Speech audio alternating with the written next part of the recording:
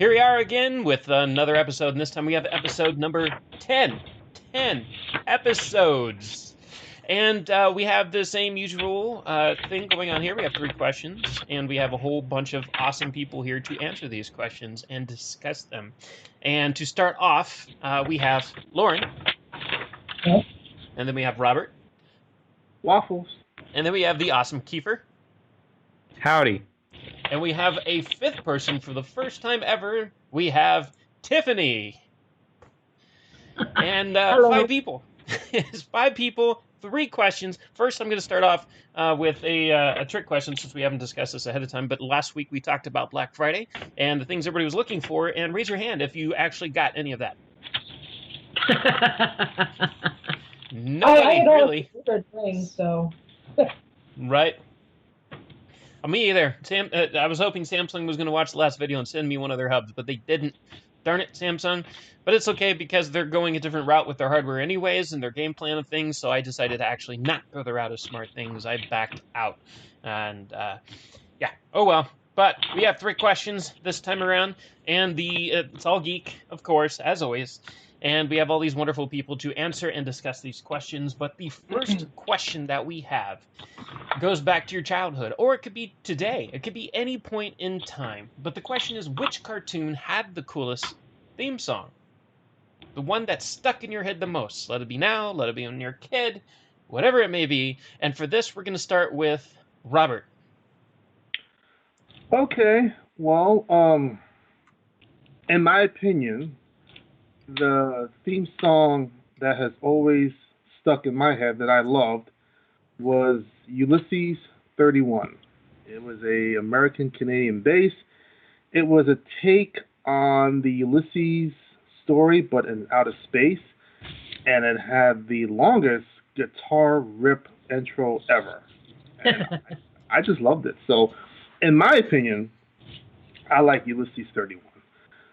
Kiefer?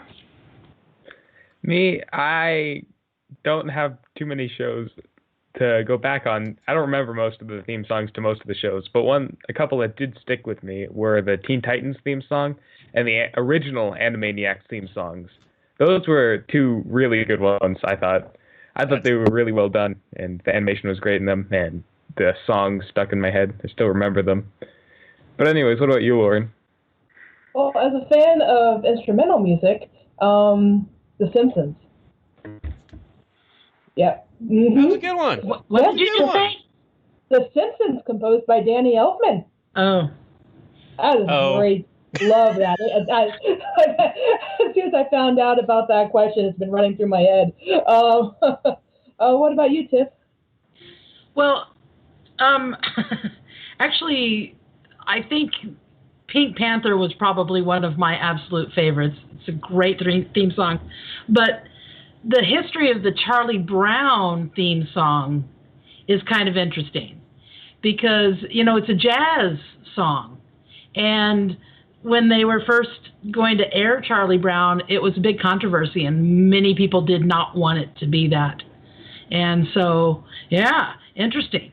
So that's kind of an interesting theme song too, because it almost wasn't, because people didn't think anybody would like the jazzy theme song, but I love it. So really, they didn't want to air the theme song, but they were okay with the series. Yeah, it was just they questioned whether the theme song people would like it, because at that time I suppose it was fairly progressive.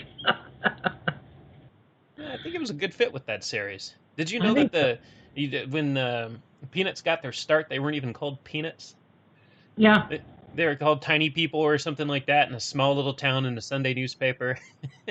Right. It just blew up one day and became the Peanuts. Well, and, you also have to give a nod to the Flintstones, because not only was it a good theme song, it's an easy theme song to filk, to change the lyrics to fit into whatever kind of silliness you might want to. And, yeah, so I've done that on more than one occasion. Maybe we should have opened this up with a musical. Here comes Geek Out. Well, Introduce everybody by name. We did for the comedy troupe. We did the Flintstones theme song, and it was for Flintstone suppository vitamins. So just go from there. Yeah, the only vitamins your kids can't spit out. They can fire them out in other ways, though. So, yeah, there was that. We've done a couple of different Flintstones ones, but that one was the funniest one. Yeah. Right on. And I think that growing up, I was very lucky to be an 80s child, born in the early 80s, and being able to just experience so much amazing animation in both the 80s and the 90s. So, I mean, there's just so much, and it's hard to pick just one. And I like everybody's answer there, because everything from Animaniacs to Simpsons, there's just so much creativity. The history behind Peanuts, that's perfect. I grew up loving things like G.I. Joe, DuckTales, Animaniacs, Ninja Turtles, Looney Tunes, Mask. There's just so much fun, let it be just energetic songs to smooth songs like the Peanuts. And they're all very catchy. It's like those jingles you hear on the radio for commercials, and you're like, why can I not get this insurance company's jingle out of my head? So, yeah, there's a lot to pick from. There's been a lot of great shows out there that have really put a lot of attention into their theme songs. So those are some good answers right there. All right, so I guess we'll move to our second question then. And the second question is, which show, movie, or book would make for a good video game? Now, that's a hard one, because it's a whole lot of media right there. And, of course, what hasn't been turned into a video game? So for this one, we're going to start with Lauren. So I thought of two. The first one, I think, would be incredibly flexible and could very well be a really good open world game. Would probably actually be, I think, Ready Player One has just laid itself right out for that, possibility. I mean, it would be probably a really good RPG game. And then that actually exists. Ready Player One actually exists in very minimal form for the most part, but it's called The Oasis by HTC Vive. Oh, cool. So you can VR into The Oasis, given it's with modern day technology, not anywhere as cool as the movie or book.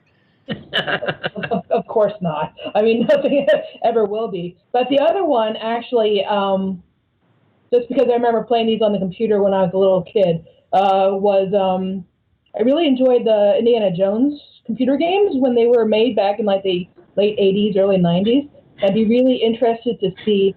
I know Uncharted kind of comes close to the concept, but nothing will ever really be Indiana Jones.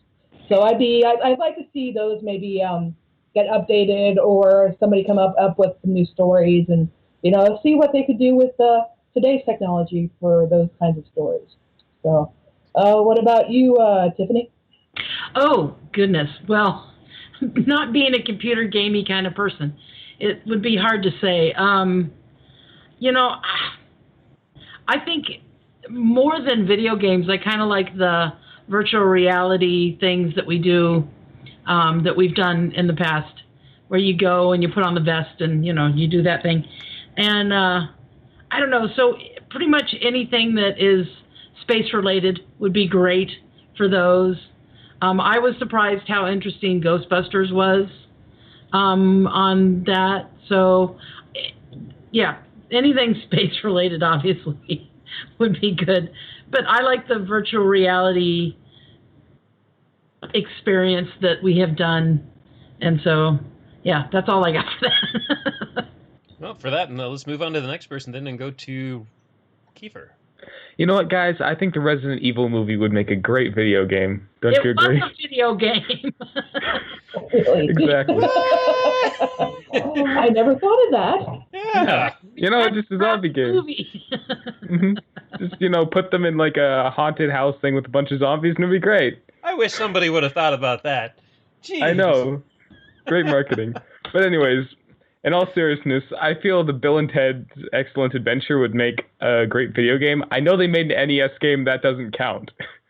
I mean, a modern video game that's actually not just go around, jump on a platform, collect item vaguely related to Bill and Ted. Okay, what is NES? The Nintendo Entertainment System. Oh, okay. Some are less geek than others. Look, I had a Nintendo years and years and years and years ago. Rarely played it. I have one right now. It's just under my CRT. It's one of my favorite consoles. What's a CRT? It's a giant glass thing. It's like it's wider than the screen's long. Oh. It's those olden time TVs. Yeah. And monitors. Well, anyways, Robert, what about you? What do you think? Well, there was a graphic novel that I was reading. It was a couple of volumes, and I think you're going to do a volume 4. It's called Marvel Zombies. It's one of your... The concept is simple. Imagine all your great superheroes turn into zombies. So I'm thinking of this like a survival strategist game. You can either play as a maybe lesser known superhero or a human. And not only do you have to survive the zombie apocalypse, now you have to survive a superhero who is a zombie. And this is not your traditional zombie because they still retain somewhat normal brain function, but they still want to eat you. So I love this novel, and I hope they do another one. That's my main one. I think that would be pretty cool. So, James? But it's Marvel Universe? Yes, it's okay. Yes, they're gonna come out with another one. But yeah, it's called Marvel Zombies, and a little tidbit: they actually took down Galactus. They ate him. So, I think that'd be pretty cool. But that's just my opinion. James? Well, I agree with Lauren. Indiana Jones would make a fun one. I mean, it might feel repetitive since we do have. She's already brought up one example. Another one would obviously be Tomb Raider.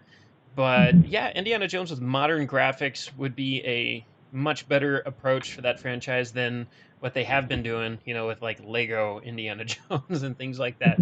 I mean, all those games are copy and paste, so it's just different characters, different storylines, same darn game. So a modern one would be cool, but I personally think one thing, because again, it comes down to what hasn't been made into a video game. But there are, if you search really deep into your mind, you'll find things. And for me, I think The Expanse would make for a fun and a very deeply involved video game and especially would make good for VR. Oh my gosh, would that be good for VR? But The Expanse is just such a wonderful series of books, and the show is amazing, and it's the universe inside of The Expanse really is the universe, everything, it is so darn big and complicated. I mean, that game could go on forever, and as long as it does have an end at some point, preferably, versus some of these online RPGs. So I think that The Expanse would make for a wonderful space adventure, as Tiffany pointed out, anything in space. Anything in space. Yes, while featuring on planetary visits, from Earth to Mars to some of the other planets featured within the show and the books. I think that would just be fantastic to be able to, go into a giant ring gate into other parts of the universe and just warp around and fight an alien race that's maybe dead, maybe not. Who knows? The last book hasn't been released yet, although it's coming. But that would be awesome. And then, of course, I have a second one. I would love to see a video game for Firefly. I would just love Firefly to come back. Yes, that would be awesome. But a Firefly video game, you got to admit, it wouldn't be G-rated by any means, but it would be so fun. Just flying around and avoiding Reavers and coming down and just letting Jane happen on planetary visits.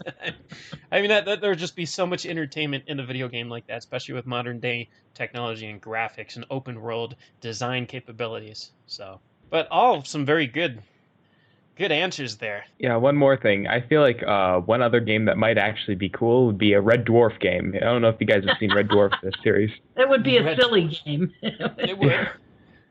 But it'd probably be that would probably be cool. It would probably be in the same vein of the Firefly game, but with the incapable crew, Rimmer and them.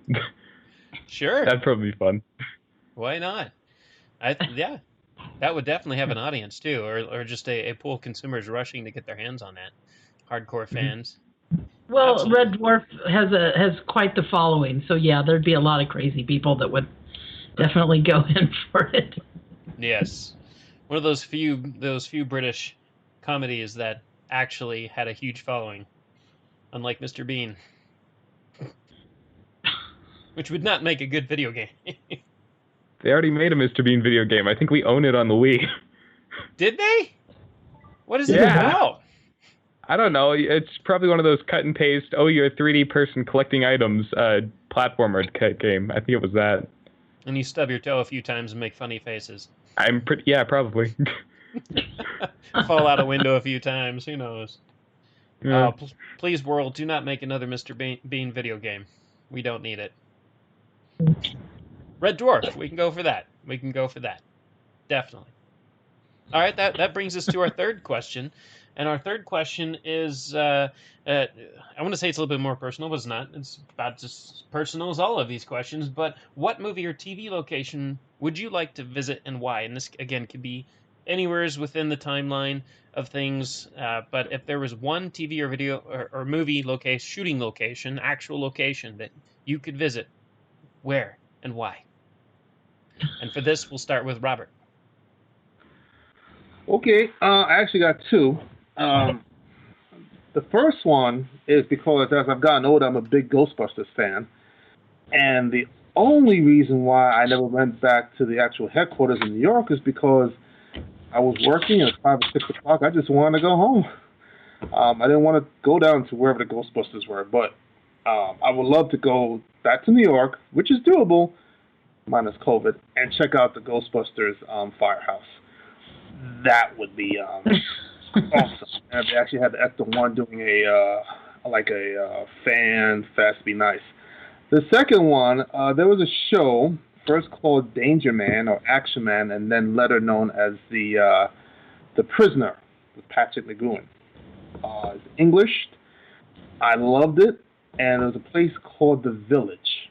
Now, I'm not too sure if this was a set or if this was actually a resort, and I would love to go and see The Village in person and check out his flat in London, England. So those are my two places I would like to visit in real life. Tiffany? Oh, wow. Well, you don't know this about me, Robert, but I travel a lot.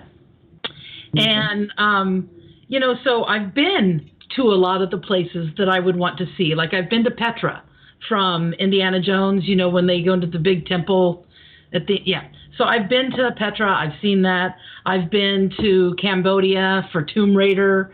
So I've seen those locations. I've been on the Exorcist stairs in D.C. And I've gone to locations for Harry Potter. Not necessarily, I've just happened upon some of the ones because I spend some time in London.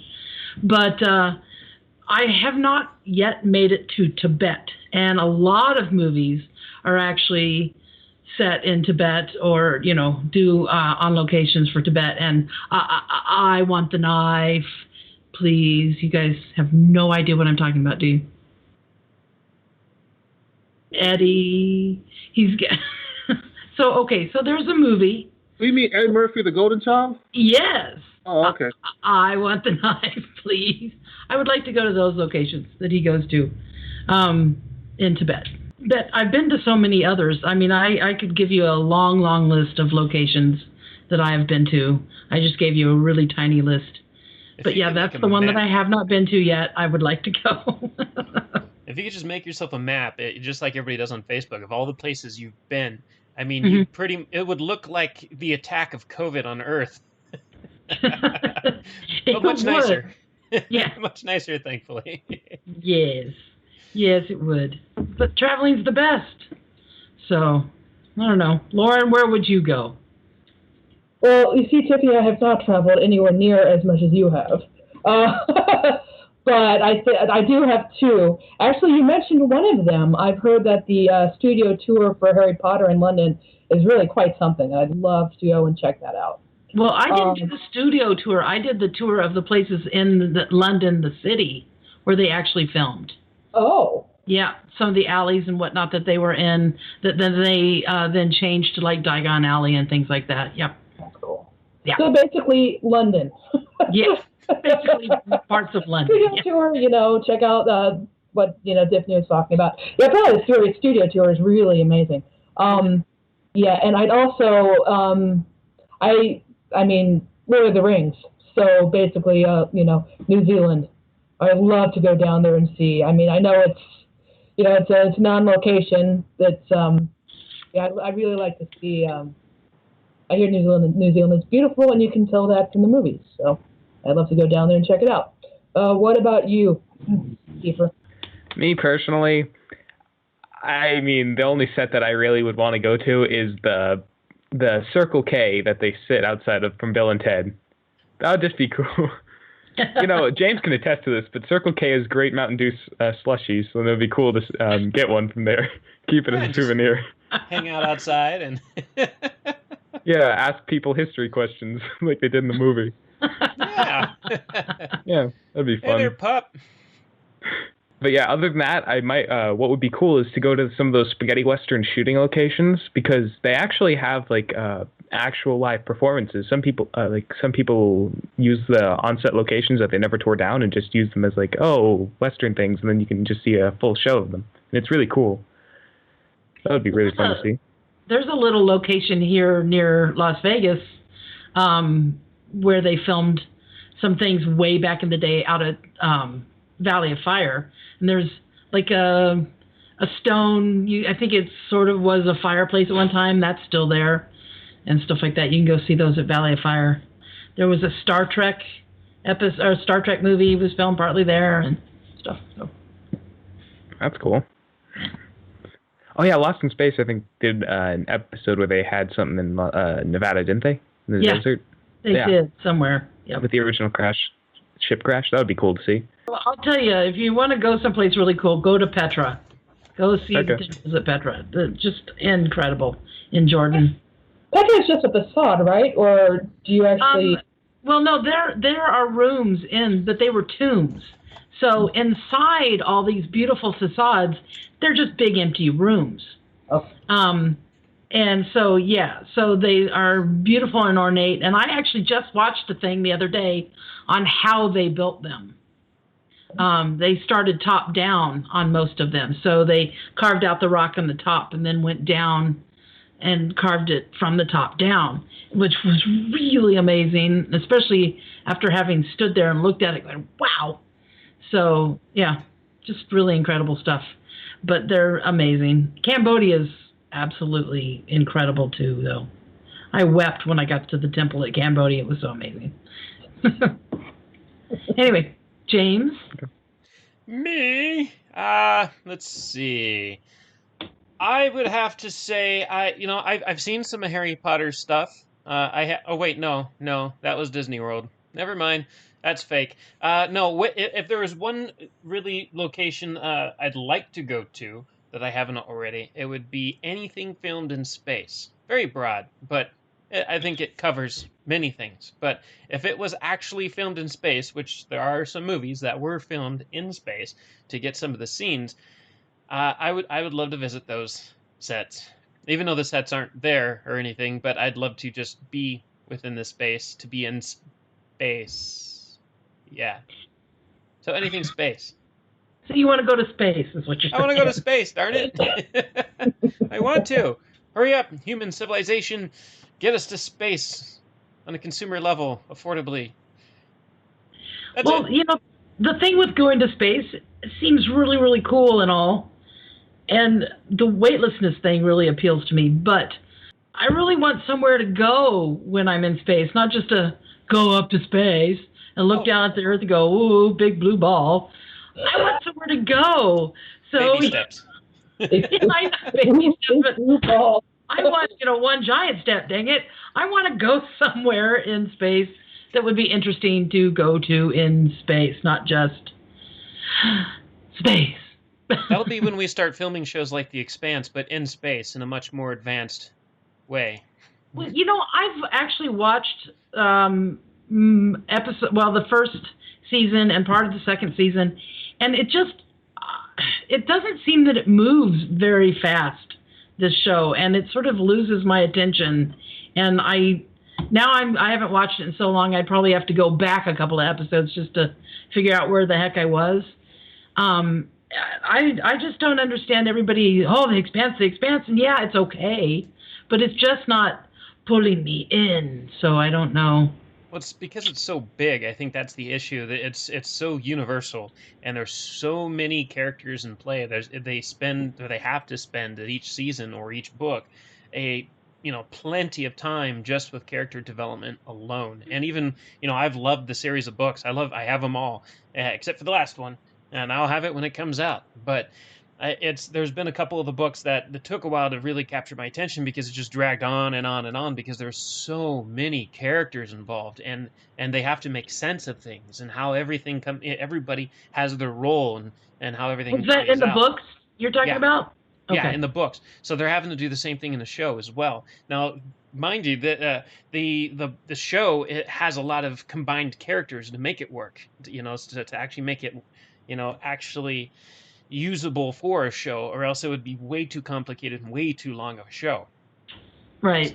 So and despite that, they still have a lot of character development and a lot of things to have to introduce you to, so you understand what the heck's going on, because it's going to get even more complicated as more seasons come out, because there's just so much involved. And then you got to worry about back home as well and everything else with Earth and Mars, and it's just a lot of information to process. And I think that some people, that might turn people away because they're like, gosh, I'm bored of this.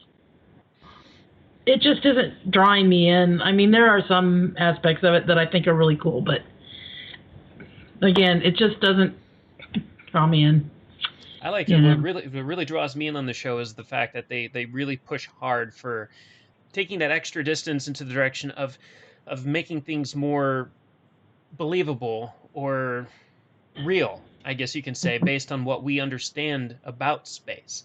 And not like Star Wars or Star Trek, where ships are just flying around all over the place like they're flying around within the atmosphere of Earth, which, it doesn't work that way in space. So in The Expanse, they try to apply what we understand about physics and space into the show. Now, it isn't 100% fact, but I mean, there are things where you're like, yeah, that's not how it really works, but there's just such a large portion of that show where you're like, wow, you actually learn things from watching the show, or especially not so much the show as much as reading the books. You just learn a lot about physics and space by reading the books.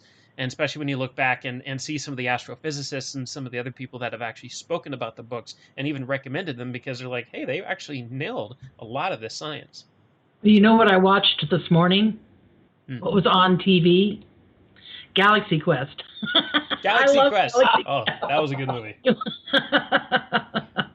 Yeah. Yep. That would be a kind of an interesting video game. I was just about to say that should be a video game. If they haven't already made a video game, I don't think they have. Because Galaxy Quest, the first time I actually saw that, I was on an airplane going to London. And I was an overnight flight. And so it was really late at night. Most people were going to sleep. And I started watching it and just kept everybody up laughing my head off the first time I saw it. Yeah. Sorry. Anyway. Well, I think that pretty much covers everything we were going to discuss today. So that's all three questions there and some amazing answers. Yeah. So as always, this really comes. We're going to speak to the viewers now. You, which are as important as we are, because you get to discuss what you think about everything we discussed and throw in your own inputs, your own input into the comments below, into the comment section, and let us know what you think with about any of the three questions. So what cartoon stood out the best for you in terms of a theme song? What would make a good video game? And what movie or TV location would you like to visit and why? So go ahead and use the comments down below and let us know. And as always, also give us some ideas of what you'd like to hear from us in the future, because we might actually use some of those topics and discuss them. So put them in the comments, give us some ideas, and we might actually just use them. And of course, subscribe, because we are just complete whores for attention. Please subscribe to us and follow us so we can feel better about ourselves, and we'll bring you more videos, we promise.